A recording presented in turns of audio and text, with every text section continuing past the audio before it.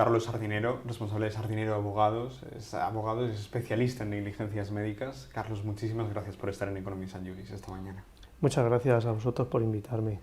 Carlos, publicamos en este medio hace unos meses un titular que además fue muy leído, que decía: el 70% de las negligencias médicas se producen en periodos vacacionales. Y la gente entraba, y yo creo que es, entre otras cosas, preguntándose por qué relación tiene un periodo vacacional con una mayor producción de negligencia. Bueno, pues hay una estrecha relación entre el periodo festivo, vacacional y la tragedia, la negligencia médica. ¿Qué ocurre? Que los niveles de atención, es decir, uno piensa que son los mismos porque la enfermedad no elige si es festivo, si no es festivo, las patologías evolucionan de la misma manera, pero los medios no son los mismos. Es decir, cuando un paciente se propone someterse a una intervención quirúrgica, por ejemplo un viernes, yo no lo aconsejo, prefiero un lunes, y mucho mejor que no sea ni agosto, ni como es ahora, periodo de Navidad, porque después del periodo de Navidad van a llegar casos, van a llegar personas con unas historias que no deberían haber ocurrido y no habrían ocurrido si no hubieran disminuido ese nivel de alerta, nivel de atención. ¿Por qué? Porque los facultativos tienen todo el derecho a irse, como todos los demás, de vacaciones, disfrutarlas, pero tendría que haber algún sistema que, igual que ocurre en las empresas, cuando alguien se marcha, alguien tiene que estar allí realizando ese trabajo, con la misma preparación y la misma competencia que el que se marcha. Y esto no ocurre así. Pero no ocurre así en ambulancias, no ocurre así en cirugías, no ocurre así en servicios de urgencias, no ocurre así tampoco en atención primaria. Y esa es la estrecha relación. Si tú bajas la guardia y bajas el nivel de atención, entonces se produce la consecuencia no querida. Hablamos, por tanto, de falta de medios, de personal y posiblemente de condiciones en las que se encuentra el personal médico. Por eso supongo que quizá también haya relación entre momentos en los que la gente lleva de guardia, no sé, muchas horas realizando intervenciones y el momento en el que se producen más negligencias, ¿o no? Claro, es que pensemos que un facultativo puede estar de guardia 24 horas y puede enlazar guardias. ¿Qué ocurre si el facultativo durante esas 24 horas ha sido una guardia dura con intervenciones quirúrgicas de urgencia, donde tiene que estar muchas horas de pie? Cuando llega la última intervención o la penúltima intervención, sus condiciones no van a ser las mismas que las condiciones que tenía al principio.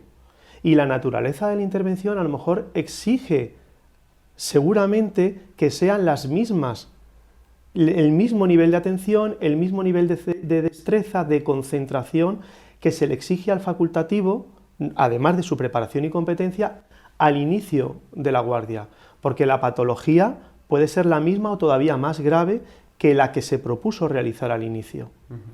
El paciente es un beneficiario de la acción protectora de la sanidad pública o, en su caso, de la sanidad privada, pero no puede dejar de perder ese beneficio porque haya una carga asistencial excesiva para una persona. Y sin embargo eso se está produciendo. Y cuando más se produce, fundamentalmente, es en vacaciones, porque en vez de existir una persona de guardia 24 horas, dos personas, perdón, de guardia a las 24 horas, a lo mejor tenemos que es una persona. Y a veces incluso de guardia localizada, ni siquiera está ahí, sino que está yendo y viniendo de su domicilio, de guardia localizada. En los casos que llegan a un despacho como el suyo, vemos en parte el reflejo de un fallo sistémico. Usted, que lleva mucho tiempo siguiendo este tipo de casos, ¿qué deriva ha visto? ¿Qué evolución ha visto? ¿Hay últimamente más problemas de este tipo porque la sanidad está en unas condiciones peores? ¿Más o menos se mantiene a lo largo del tiempo? ¿Ha empeorado? Bueno, pues nosotros hemos observado que la sanidad pública ha empeorado, y eso es incuestionable. Ha empeorado y se ve sobre todo por estos temas. Es decir, la atención es mucho peor que era años, que hacía años.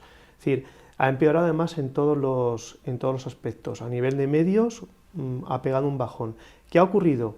Que ante esta situación, los beneficiarios de la acción protectora de la Seguridad Social se han percatado que a lo mejor ahora una prueba diagnóstica se hace antes en la sanidad privada. Entonces, ha habido un vuelco a la sanidad privada y la sanidad privada actualmente también está saturado.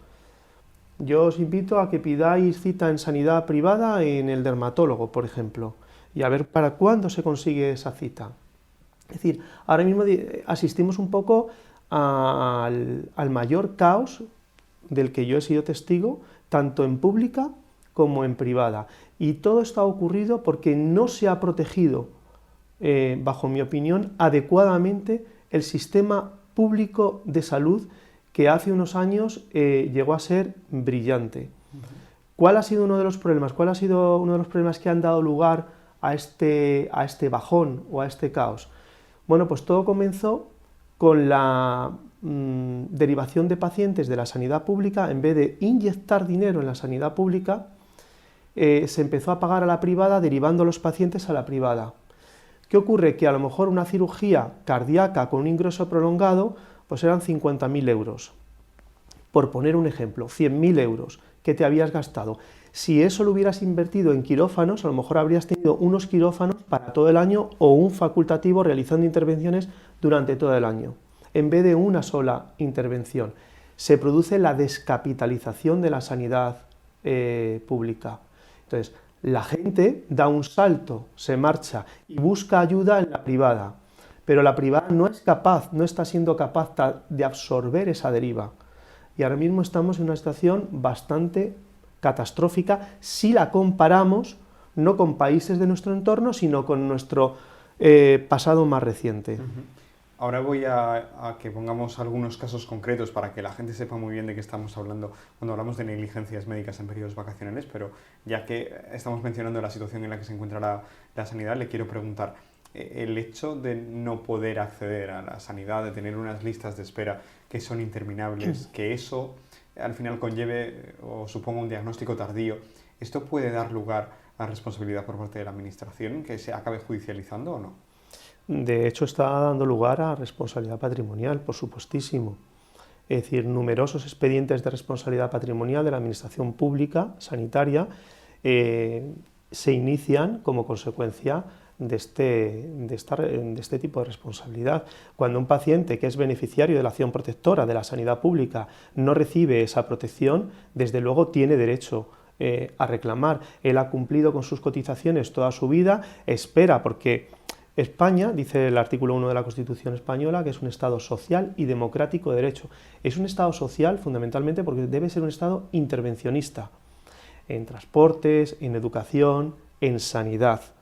Entonces, y de alguna manera se está abandonando esa acción social en sanidad en beneficio de otros factores, pero se está abandonando algo que se tenía sumamente cubierto.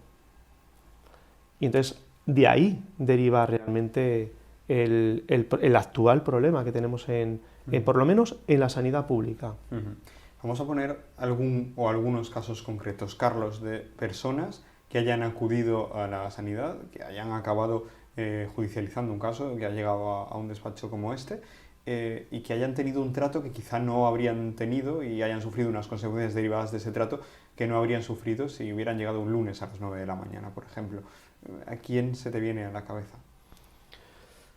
Bueno, recuerdo el mes de agosto y además domingo, un niño que tiene unos dolores muy fuertes, abdominales. La madre reclama por activa y por pasiva, el padre también, atención sanitaria. Está ingresado en un centro hospitalario y la atención que recibe por parte del cirujano es telefónica, porque no está allí ni se traslada allí, porque no hay un cirujano pediátrico para él en ese hospital, por las fechas en las que son, porque no es lunes. Y el lunes, que ya sí está el cirujano, cuando le explora físicamente, le opera, porque es una intervención de urgencia, pero ya es tarde. La necrosis ha afectado a todo el sistema digestivo, no se puede rescatar y lo único que pueden realizar es aportar tiernos cuidados amorosos a ese niño y fallece. Ese es un ejemplo, además reciente, de hace no mucho, de aquí, de España. Son todos los casos que que comento.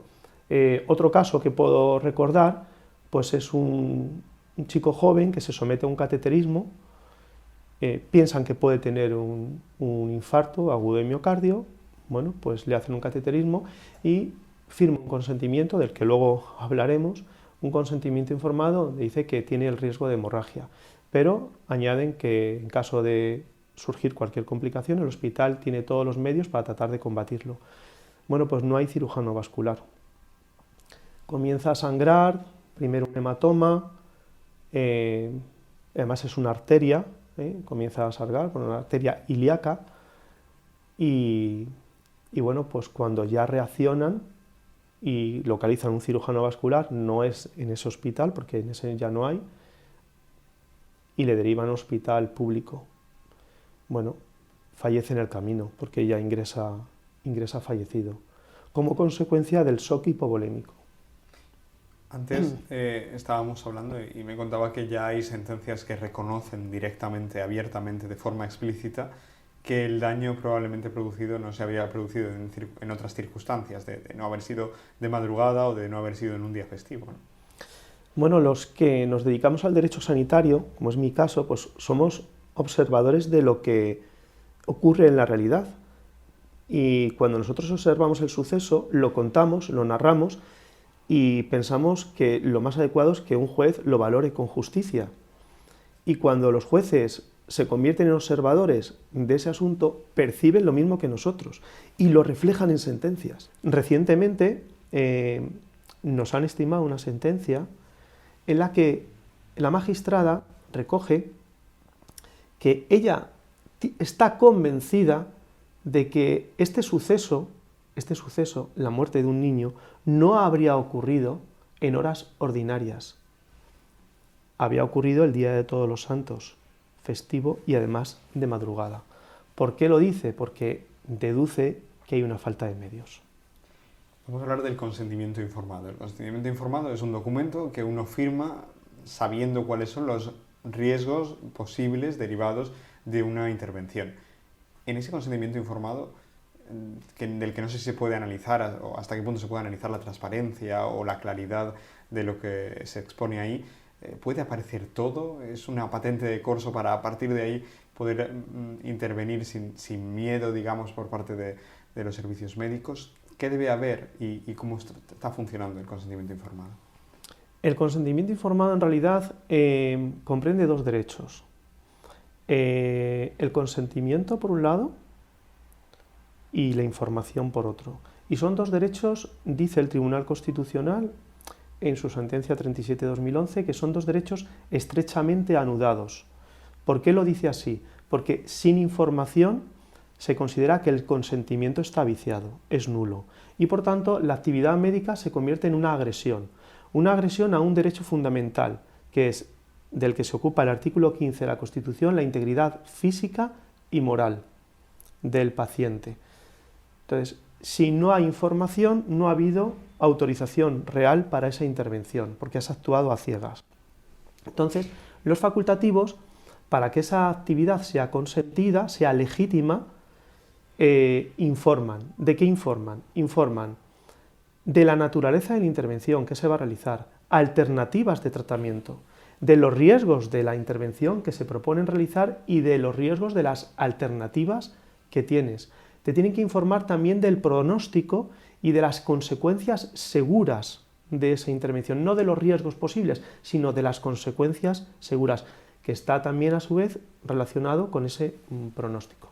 Cuando esa información no es libre, cuando la decisión no se toma de forma libre, consciente y lúcida, es porque la información no ha sido transparente y adecuada, no ha sido veraz. La información tiene que ser además exhaustiva, pero no exhaustiva hasta el punto de que el paciente no pueda comprender el alcance de la intervención ni sus riesgos. Y esto ocurre en ocasiones cuando los consentimientos informados son muy extensos y además demasiado técnicos, para que el paciente no entienda esa terminología. Lo mismo pasa cuando ese consentimiento informado, por muy bien realizado que esté, se le pone a la firma al paciente a la puerta de quirófano, que eso es muy habitual, cuando el paciente ya ha tomado la decisión pensando que no le va a pasar nada. Porque si nadie le ha dicho nada, él se representa, la idea, uno siempre quiere pensar que todo va a salir bien. Y si no te dicen que tiene complicaciones de morbilidad y de mortalidad, dice, bueno, aquí me van a curar, ¿no? Y la medicina, como toda ciencia valorativa, por definición es inexacta y pueden ocurrir sucesos y tragedias. ¿Qué ocurre? Que luego, y esto también está relacionado con la falta de medios, el tema del consentimiento informado. Como los facultativos están percibiendo una falta de medios y están percibiendo que ocurren cosas como consecuencia del nivel de estrés, empiezan a desnaturalizar el consentimiento informado, incluyendo circunstancias que forman parte de la negligencia médica relacionada con el estrés. Por ejemplo, aquí tenemos un consentimiento informado que es para cirugía de columna relativo a un paciente que en esta intervención perdió la vista por completo de un ojo. Y ahora, curiosamente, abrimos el consentimiento informado y comprobamos que en una de sus estipulaciones recoge que también existe la posibilidad de complicaciones oculares, dice, secundarias a la postura boca abajo durante la cirugía. Dice que puedes, no lo voy a leer completo, pero dice que puede perder la vista como consecuencia del impacto de uno de los ojos contra la camilla o cualquiera de los elementos que tengan allí. ¿Qué ocurre? Que sospecho que cuando un facultativo ha recogido este riesgo es porque ya le ha pasado otra vez. Y este riesgo no se ocasiona haciendo bien las cosas, porque es tan sencillo como colocar al paciente una almohada. Así de sencillo es. O como realizar cambios posturales durante la intervención quirúrgica o velar porque no haya ningún impacto ocular durante la cirugía, que además es de columna, ni siquiera es ocular. Esto está estrechamente, íntimamente relacionado con el nivel de estrés. ¿Por qué lo digo?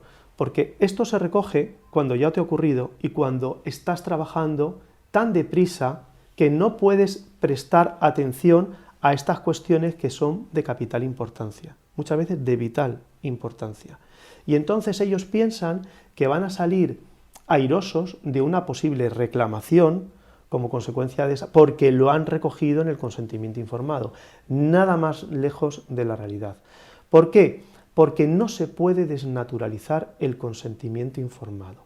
El consentimiento informado trata de trasladarte los riesgos realizando la cirugía adecuadamente. No es una patente de corso que ampare la negligencia médica. Pero y luego además es que hay consentimientos informados que directamente no se cumplen, porque en todas las sentencias leemos la medicina no es una ciencia de resultados, sino que es una ciencia de medios y hay que garantizar que existen todos esos medios y hay consentimientos informados en los que igual concurre uno de los riesgos o se manifiesta uno de los riesgos, pero es que también había garantías de que se iban a poner los medios para prevenirlo, ¿no? Claro, es que ellos deben garantizar siempre no el resultado, salvo casos excepcionales donde el facultativo se lo comprometa, pero los medios siempre tienen que estar allí. Y muchas veces el consentimiento informado te está engañando. Es decir, algo que te sirve para tomar una decisión, como he dicho antes, libre, consciente y lúcida, se convierte en una trampa. Por ejemplo, este consentimiento informado, pues es para un cateterismo cardíaco, sospechan que el paciente puede estar sufriendo un infarto agudo de miocardio, un paciente joven, y le someten al cateterismo. En el cateterismo se dice que uno de los riesgos es la hemorragia. Muy bien, es decir, haciéndolo todo bien puede existir una hemorragia, lo aceptamos, está bien. Pero a continuación dice, si aparecieran complicaciones, el personal médico y de enfermería, dice, que le atiende está capacitado y dispone de los medios para tratar de resolverla.